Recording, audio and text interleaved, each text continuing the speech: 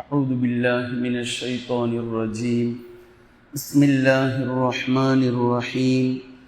إن الذين قالوا ربنا الله ثم استقاموا تتنزل عليهم الملائكة ألا تخافوا ولا تحزنوا وأبشروا بالجنة التي كنتم توعدون. கண்ணியத்திற்குரிய அல்லாஹ்வின் அடியார்களே, ஹாமீம் அஸ்ஸஜ்தாவினுடைய 39வது வசனத்தை முடித்துவிட்டு 30வது வசனத்தை 29வது வசனத்தை முடித்துவிட்டு 30வது வசனத்தை நாம் தொடர்ச்சியாக பார்த்து வருகின்றோம். அதில் எவர்கள் அல்லாஹ்வை ரப்பாக ஏற்று பின்பு அதில் நிலையாக நிற்கிறார்களோ என்று அல்லாஹு தஆலா சொல்லியதைத்தான் தொடர்ச்சியாக இத்தனை நாட்களாக நாம் அல்லாஹ் ரப், அதே போன்று அதில் உறுதியாக இருத்தல், நிலையாக நின்றல் என்பதை பற்றி நாம் பார்த்து வந்தோம். இப்போது அல்லாஹு தஆலா இப்படி யார் இருப்பார்களோ அவர்களுக்கான முதல் சிறப்பு தனஸ்ஸலுல் மலாயிகா, வானவர்கள் அவருக்காக இறங்கி வருகிறார்கள் என்று அல்லாஹு தஆலா குறிப்பிடுகின்றார். அவர்கள் வந்து அல்லா தஹாஃபு வலா தஹ்ஸனு, நீங்கள் கவலைப்பட வேண்டாம், நீங்கள் பயப்படவும் வேண்டாம்.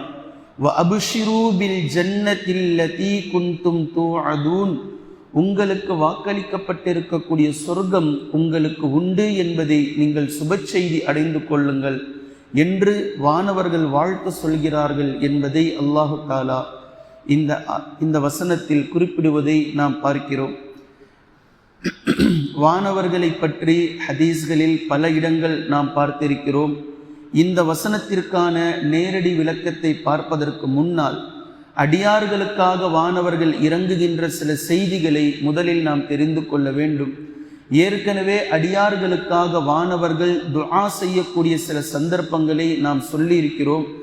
அதை சுருக்கமாக நான் மீண்டும் இந்த இடத்தில் நினைவுபடுத்திவிட்டு 3 ஹதீஸ்களை உங்களுக்கு முன்னால் வைக்கின்றேன். பிரத்யேகமாக வானவர்கள் அவரவர்களுக்காக இறங்கிய அந்த 3 ஹதீஸ்கள். இதில் முதலாவது, பொதுவாக வானவர்கள் இப்படிப்பட்ட அடியார்களுக்காக இறங்கி வந்து அவருக்காக துஆ கேட்கிறார்கள் என்பதில் முதலாவது, ஒரு சகோதரன் தன்னுடைய இன்னொரு சகோதரனுக்காக, நண்பருக்காக அவருக்கு பின்னால் அல்லாஹ்விடத்தில் துஆ கேட்கிறார். அவருடைய நலவுக்காக, அவருடைய கஷ்டங்களுக்காக, துன்பங்கள் நீங்க வேண்டும் என்பதற்காக அல்லாஹ்விடத்தில் இவர் துஆ கேட்கும் போது உடனே ஒரு வானவர் இவருக்காக இறங்குகிறார். இவருடைய சகோதரனுடைய நலம் விரும்பியாக எதையெல்லாம் அல்லாஹ்விடத்தில் துஆ கேட்கிறாரோ அந்த வானவர் இவருடைய தலைக்கு மேல் வந்து, யா அல்லாஹ், இவருக்கும் இதே போன்று நீ வழங்கு, இவர் அவருடைய நலவை நாடுவதை போன்று இவருடைய நலவை நீ நாடு என்று அந்த வானவர் இவருக்காக துஆ செய்கின்றார் என்பதை நபி ஸல்லல்லாஹு அலைஹி வஸல்லம் அவர்கள் கூறியதை நாம் பார்த்திருக்கிறோம். அதே போன்று இரண்டாவது, எப்போது ஒரு தொழுகையிலிருந்து இன்னொரு தொழுகைக்காக, ஜமாத் தொழுகைக்காக ஒருவர் காத்திருக்கிறாரோ, லுஹர் தொழுகையை முடித்துவிட்டு அசர் எப்போது வரும் என்ற எண்ணம் யாருடைய உள்ளத்தில் இருக்கிறதோ, அசர் முடிந்ததற்கு பின்னால் மக்ரிப் எப்போது வரும், இஷாவில் உறங்கும் போது ஃபஜ்ர் எப்போது வரும் என்ற காத்திருப்பு யாருடைய உள்ளத்தில் துவங்குகின்றதோ இவருக்காக வானவர் இறங்குகிறார், இவருக்காக துஆ கேட்டுக்கொண்டே இருக்கிறார். மூன்றாவது, எவர் ஒருவர் கல்வியை தேடி செல்கிறாரோ, ஒரு குர்ஆன், ஒரு ஹதீஸ், மார்க்க கல்வி, தீன், அல்லாஹ்வை பற்றிய இல்ம், இதை புரிந்து கொள்ள வேண்டும், அறிய வேண்டும் என்பதற்காக எவர் தன்னுடைய வீட்டை விட்டு, ஊரை விட்டு கல்விக்காக செல்கிறாரோ இவருக்காக வானவர் அந்த பயணம் முழுவதும் அவரோடு இருந்து அவருக்காக ரக்கையை விரித்து, கீழும் மேலுமாக ரக்கை விரித்து அவருக்காக துஆ கேட்டுக்கொண்டே இருக்கிறார்.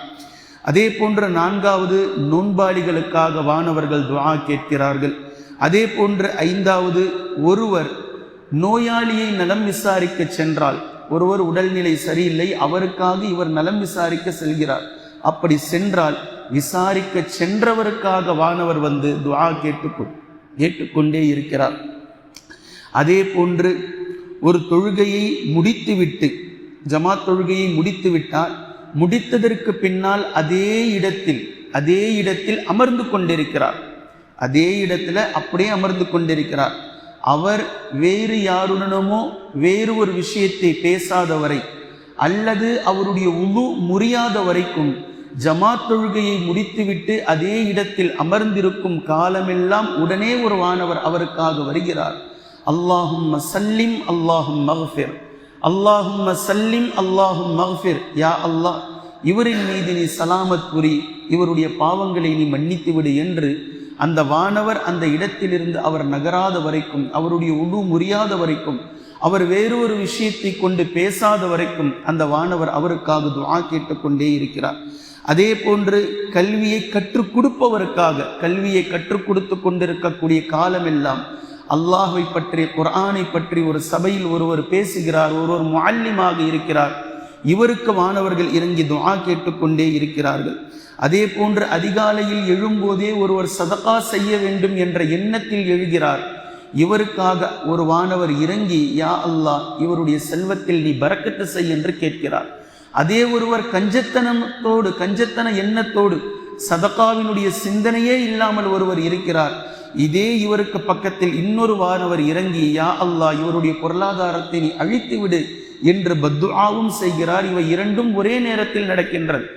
துஆ வாங்குவதும் பத்துஆ வாங்குவதும் தன்னுடைய சதகாவினுடைய எண்ணத்தை பொறுத்து என்பதை இந்த ஹதீஸ் நமக்கு புரிய வைத்து விட்டது. எனவே இன்னொரு விஷயம், தொழுகைக்காக ஒருவர் செல்லுகின்றார். ஒவ்வொரு எட்டாக தொழுகைக்காக காத்திருக்கும் போது ஒன்று, தொழுகை முடிந்ததற்கு பின்னால் ஜமாத் தொழுகை முடித்துவிட்டு அதே இடத்தில் அமர்ந்திருக்கும் போது இன்னொன்று, ஒருவர் தங்களுடைய வீட்டிலிருந்து கிளம்பி தொழுகைக்காக செல்கின்றார். இப்படி ஒவ்வொரு எட்டாக வைத்து செல்லக்கூடிய நேரத்திலும் வானவர்கள் அவர்களுக்காக துஆ செய்கிறார்கள் என்பதை நாம் பார்க்கிறோம். இப்படிப்பட்ட இந்த சந்தர்ப்பங்களிலெல்லாம் வானவர்கள் ஒவ்வொரு அடியார்களுக்காகவும் இந்த கேரக்டரில் இருப்பவர்களுக்காக துஆ செய்கிறார்கள். இது இல்லாமல் ஒருவர் தொழுகையிலே சஃபிலே நிற்கக்கூடிய நேரத்தில் அந்த சஃபை இறுக்கமாக சரி செய்கிறார். எந்த இடத்திலும் இடைவெளி இல்லாமல் மிக அழகாக அதை சரி செய்கிறார். எங்கு கொஞ்சம் இடைவெளி தெரிகிறதோ அந்த இடத்தை சென்று அடைக்கிறார், அந்த இடத்தில் நின்று அதை அடைக்கிறார். இப்படி சஃபை சரி செய்பவருக்கு வானவர்கள் துஆ கேட்கிறார்கள் என்பதெல்லாம் நபி ஸல்லல்லாஹு அலைஹி வஸல்லம் அவர்கள் சொல்லி இருக்கக்கூடிய விஷயத்தை நாம் பார்க்கிறோம். ஒரு நாள் நபி ஸல்லல்லாஹு அலைஹி வஸல்லம் அவர்கள் தொழ வைத்துக் கொண்டிருந்தார்கள்.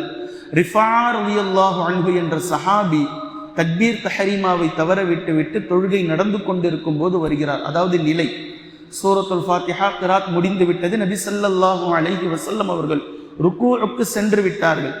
இப்போது அவர்கள் வந்து ருக்கூஇலே ஜாயின் பண்ணிட்டாங்க.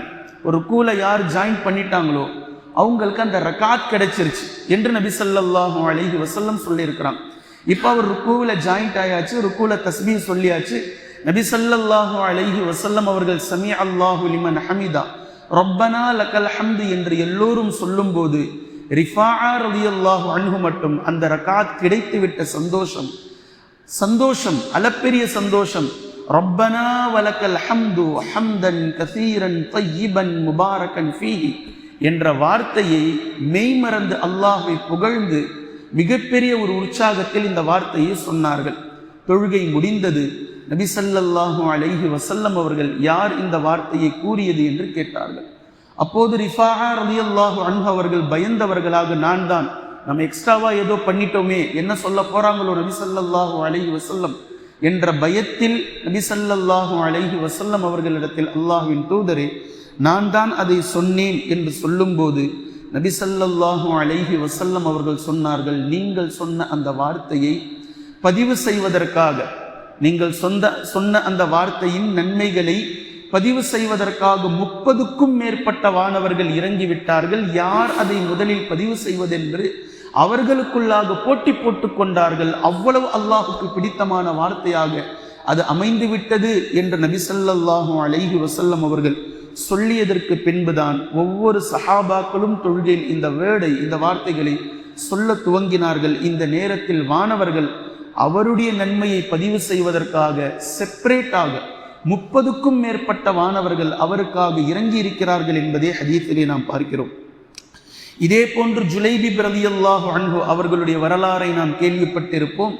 மதீனாவில் வாழ்ந்த ஒரு சஹாபி, நபி ஸல்லல்லாஹு அலைஹி வஸல்லம் அவர்கள் மக்காவிலிருந்து மதீனாவிற்கு வருவதற்கு முன்னால் இஸ்லாத்தை தழுவியவர்கள்.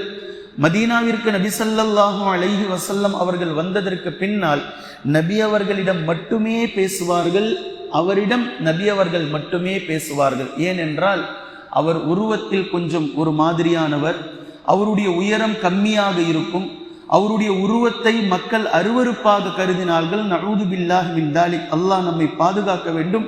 அவரிடத்தில் யாரும் நெருங்க மாட்டார்கள். பார்ப்பதற்கு அகோரமான நிலையில் அவர் இருந்ததின் காரணம்தான். இப்போ இப்படிப்பட்ட நிலை இவருடைய வாழ்க்கை வரலாறு கடந்து செல்கின்றது. இதற்கு பின்னால் இப்போ ஹதீஸை நீண்ட நெடிய ஹதீஸை சொல்றதுக்கு நேரம் இல்லை, சுருக்கமாக சொல்றேன். இப்போ இவர்கள் உஹது போருக்கு பின்னால் பனு முஸ்தலக் என்று ஒரு போர் நடக்கின்றது.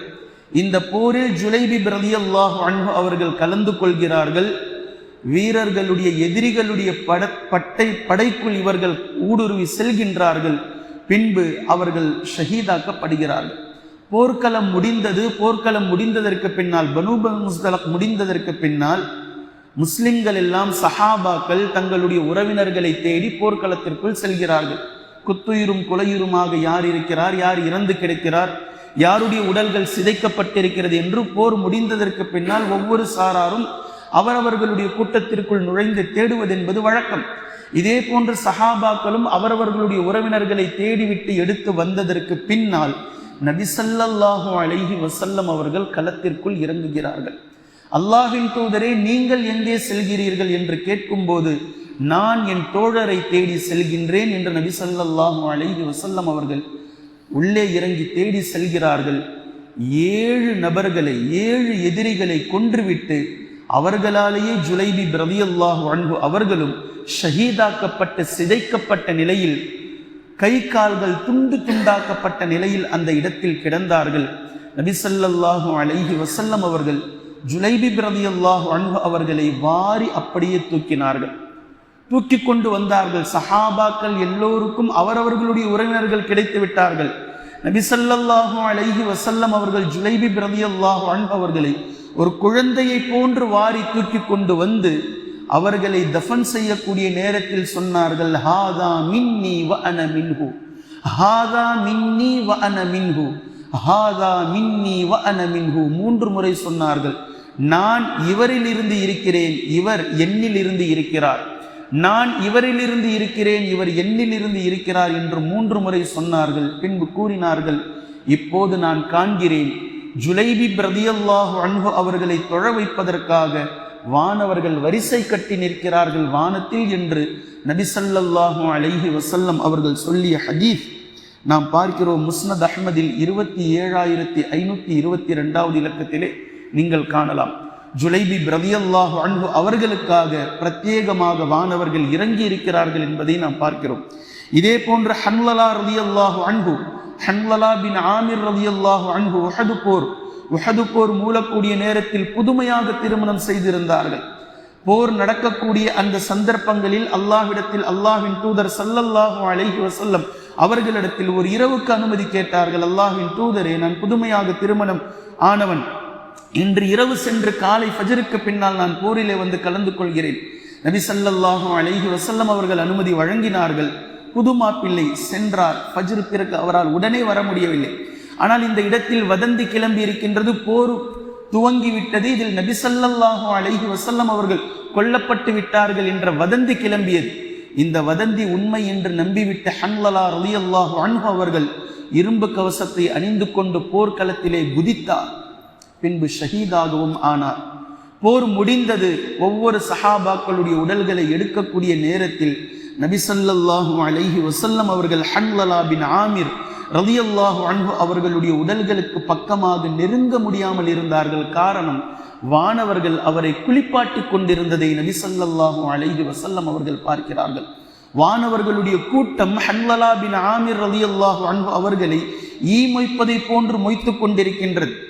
இப்போது நபி ஸல்லல்லாஹு அலைஹி வஸல்லம் அவர்கள் சஹாபாக்களை அழைத்து ஹன்லலா பின் ஆமிர் ரலியல்லாஹு அன்ஹு அவர்களுடைய வீட்டிற்கு அனுப்பி இவருடைய நிலை என்ன என்பதை கேட்டு வாருங்கள் என்று அனுப்பினார்கள். போது ஹன்லலா பின் ஆமிர் ரலியல்லாஹு அன்ஹு அவர்களுடைய மகள் ஜமீலா பின் அப்துல்லா இப்னு உபை இப்னு சலூல், முனாஃபிக்குடைய தலைவன் அப்துல்லா இப்னு உபை இப்னு சலூல் அவர்களுடைய மகள்தான் ஜமீலா. முஃமினான மிக அழகான ஒரு பெண்மணி ரலியல்லாஹு அன்ஹா. அவர்களைத்தான் ஹன்லலா பின் ஆமிர் ரலியல்லாஹு அன்ஹு அவர்கள் திருமணம் முடித்திருந்தார்கள். அப்போது நபி ஸல்லல்லாஹு அலைஹி வஸல்லம் அவர்கள் அனுப்பி வைத்த சஹாபாக்களிடத்தில் அவர்கள் சொல்லி அனுப்பினார்கள், நேற்று இரவு நாங்கள் இல்லறத்தில் ஈடுபட்டோம், கடைசியாகவும் இல்லறத்தில் ஈடுபட்டோம், இது போன்று போர் மூண்டு விட்டது, நபி ஸல்லல்லாஹு அலைஹி வஸல்லம் அவர்கள் வஃபாத்தாகி விட்டார்கள் என்ற வதந்தி வந்ததும் என்னுடைய கணவர் குளிக்காமலேயே ஜுனுபுடைய நிலையிலேயே போர்க்கவசத்தை மாட்டிக்கொண்டு களத்தில் குதித்து விட்டார் என்று சொன்னதும் இந்த செய்தியை நபி ஸல்லல்லாஹு அலைஹி வஸல்லம் அவர்களிடத்தில் வந்து சொல்கின்றார்கள். போது நபி ஸல்லல்லாஹு அலைஹி வஸல்லம் அவர்கள் கூறினார்கள், இதற்காகத்தான் இவர் அல்லாஹ்விடத்தில் பொருந்தி கொள்ளப்பட்டு விட்டார், வானவர்கள் இவருக்காக இறங்கிவிட்டார்கள், இவர்களை வானவர்கள் குளிப்பாட்டி கொண்டிருக்கிறார்கள் என்று நபி ஸல்லல்லாஹு அலைஹி வஸல்லம் அவர்கள் கூறியதோடு மட்டும் இல்லாமல் அன்று இரவு ஹன்வலா ரலியல்லாஹு அன்ஹு அவர்கள் தன்னுடைய மனைவி ஜமீலா ரலியல்லாஹு அன்ஹா அவர்களோடு சேர்ந்த இல்லறத்தை அல்லாஹு தாலா பரக்கத் பொருந்தியதாக ஆக்கினான். அவர்கள் கருவுற்றார்கள். கருவுற்றதில் அழகான அப்துல்லா என்ற ஆண் குழந்தை பிறந்தது. அந்த அப்துல்லாவை பிற்காலத்தில் சஹாபாக்கள் ஒட்டுமொத்த நபர்களும் அப்துல்லா இப்னு ஹன்வலா அல் கசீலுல் மலாயிகா என்ற பெயரை வானவர்களால் குளிப்பாட்டப்பட்டவருடைய மகனார், ஹன்வலாவினுடைய மகனார் என்றே சஹாபாக்கள் அவர்களை அழைத்து வந்தார்கள். மதீனாவினுடைய மிகப்பெரிய ஆசிரியராக, முஅல்லிமாக, போர் வீரனாக அப்துல்லா ரலியல்லாஹு அன்ஹு அவர்கள் திகழ்ந்தார்கள் என்று வரைக்கும் வரலாறு பேசுகின்றது. முஸ்ததரக் அல் ஹாக்கிமில் நீங்கள் தெளிவான ஹதீஸாக 2755வது இலக்கத்திலும், இப்னு ஹிப்பானில் 4636வது இலக்கத்திலும் இந்த செய்திகளை எல்லாம் நீங்கள் காணலாம். எனவே கண்ணியத்திற்குரிய அல்லாஹ்வின் அடியார்களே, பொதுவான வானவர்கள் பொதுவான சந்தர்ப்பங்கள் எல்லோரும் செய்யக்கூடிய அமல்களுக்காகவும் அவரவர்களுக்கும் இறங்குவார்கள். உங்களுடைய ஏதேனும் ஒரு அமல் அல்லாஹ்வினால் பொருந்தி கொள்ளப்பட்டு விட்டால் பிரத்யேகமாக உங்களுக்காகவும் உலகத்தில் வேறு யாருக்கும் இறங்காதவர்கள் உங்களுக்காகவும் இறங்குவார்கள் என்பதை இந்த 3 செய்திகள் நமக்கு புரிய வைக்கின்றது. இதை தொடர்ந்து இன்னும் இன்ஷா அல்லாஹ் இதை பற்றிய தெளிவுகளை நாம் தொடர்ந்து பார்க்கலாம். குர்ஆனையும் ஹதீஸையும் தெளிவாக விளங்கக்கூடிய நன்மக்களாகவும் அதை நடைமுறைப்படுத்தக்கூடிய மக்களாகவும் அல்லாஹ் நம்மை ஆக்குவானாக. சுப்ஹானக அல்லாஹும்ம